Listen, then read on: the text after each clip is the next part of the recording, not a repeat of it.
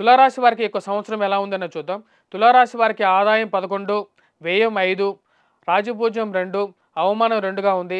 ఈ యొక్క సంవత్సరం తులారాశి వారికి అత్యధికమైనటువంటి ఫలితాలు శుభపరిణామంగా రాబోతున్నాయి. ఇది వృత్తిపరంగాన, వ్యాపార పరంగాన అనుకూలంగా ఉంటుంది. ఈ రాశి వారికి అత్యధికమైనటువంటి స్థానంలోకి మంచి గురుబలం అనేది పెరగబోతుంది.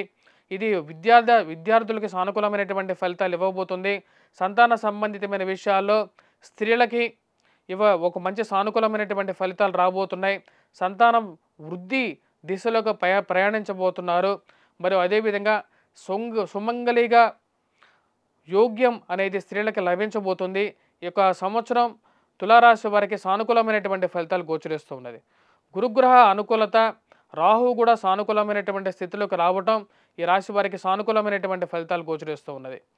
ఈ రాశిలో ఉన్నటువంటి వారు శనిగ్రహ సానుకూలమైనటువంటి స్థితిరీత్యా రాజకీయంగాను, వృత్తిపరంగాను చాలా సానుకూలమైనటువంటి ఫలితాలు గోచరిస్తూ ఉన్నది. నూతన ఉద్యోగ ప్రయత్న సంబంధితమైన వ్యవహారాల్లో అనుకూలమైనటువంటి ఫలితాలు ఎక్కువగా గోచరిస్తూ ఉన్నాయి. ఈ రాశిలో ఉండేటువంటి వారికి గురుగ్రహ అనుకూలత రీత్యా నూతన ఉద్యోగ ప్రయత్నాల్లో సానుకూలమైనటువంటి ఫలితాలు, నూతన వ్యాపార ప్రయత్న సంబంధితమైన విషయాల్లో సానుకూలమైనటువంటి ఫలితాలు పొందగలుగుతారు. రాజకీయ అనుకూలమైనటువంటి స్థితి మీకు రావలసినటువంటి రాజకీయ పదవిని ఇవ్వగలుగుతుంది. పిల్లల యొక్క ఎదుగుదల, కుటుంబంలో ఒకరికి ఉద్యోగం రావటం అనేది ఒక శుభపరిణామంగా భావించవచ్చు. ఈ రాశిలో ఉండేటువంటి వారికి ముఖ్యంగా విద్యార్థులకి నూతన సీట్ల గురించి చేసేటువంటి ప్రయత్నాలు, అంటే ముఖ్యంగా మీరు ఏవైతే ఎంసెట్ గురించి కానీ, లేకుండా ఉంటే ఐఐటి గురించి కానీ నూతన పరీక్ష విధానంలో చేసేటువంటి ప్రయత్నాల్లో విజయాన్ని సాధించగలుగుతారు.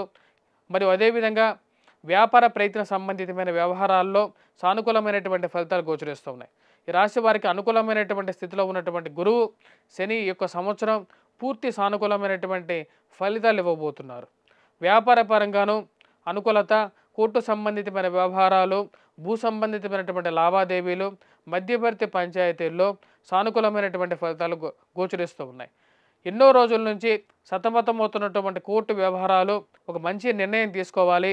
ఇవి ఎవరికి కాకుండా, ఎవరు అనుభవించకుండా ఉన్నటువంటి ఆస్తులు వ్యవహారాల్లో ఒక మంచి నిర్ణయం తీసుకోవాలని చెప్పి భావిస్తారు. దానికి తగిన విధంగానే ఒక మంచి శుభపరిణామం ఉంటుంది. ఈ రాశిలో ఉండేటువంటి వారు ముఖ్యంగా వచ్చేటప్పటికి రాహుగ్రహ మంత్రజపం చేసుకోవటం, దుర్గాదేవిని పూజించడం అనేది సానుకూలమైనటువంటి ఫలితాన్ని ఇవ్వగలుగుతుంది.